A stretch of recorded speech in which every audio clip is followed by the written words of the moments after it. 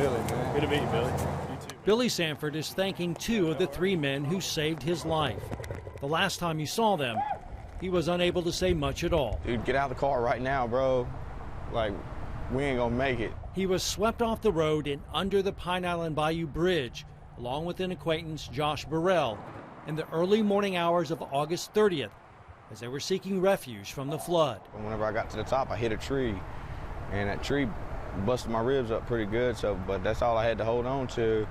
And then Josh came up, and we tried to hold on to him, but he got swept away, and then we just held on, man. They held on, but no one could see or hear them until we heard this.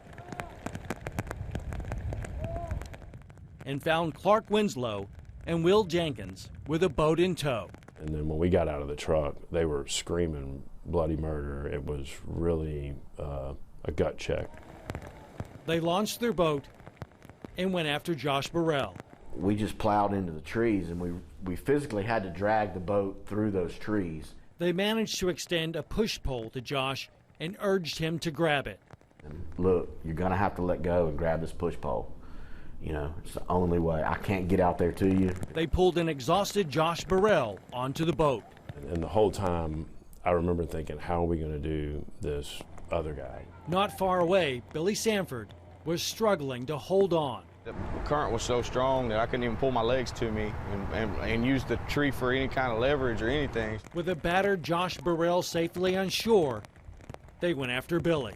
Then I jumped in the boat. Clint West joined the rescue effort. Then we had discussions of what we were going to do about the second guy, because, I mean, we knew the one thing we couldn't do was put that boat in that current. Clark is operating the boat. Will is in the middle.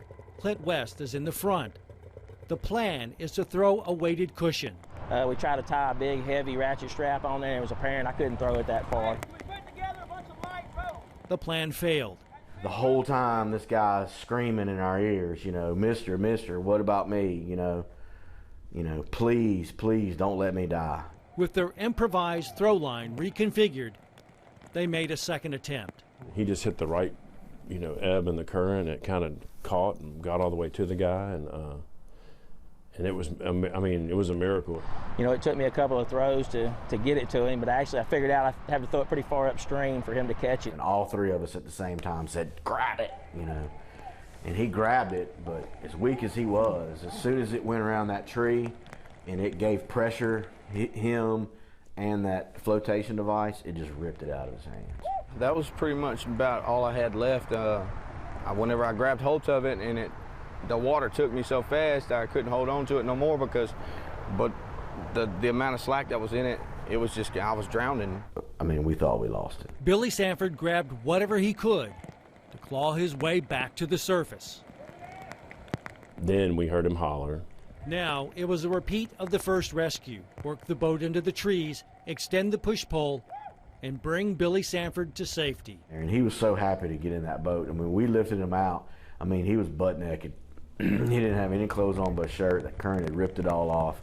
A few weeks later, while Josh Barrilleaux was still recovering, Billy Sanford got to tell his story to his rescuers and say thank you. Those guys are amazing, man. They did what they had to do to get out there, knowing that it was a situation that could have cost them their lives. I mean, there's no way we could say no. There's no way we could not put that boat in the water. There's no way we couldn't do whatever we could do to try to save those guys. Because, I mean, how do you live with that? I mean, how do you even look anybody in the eye, not even trying?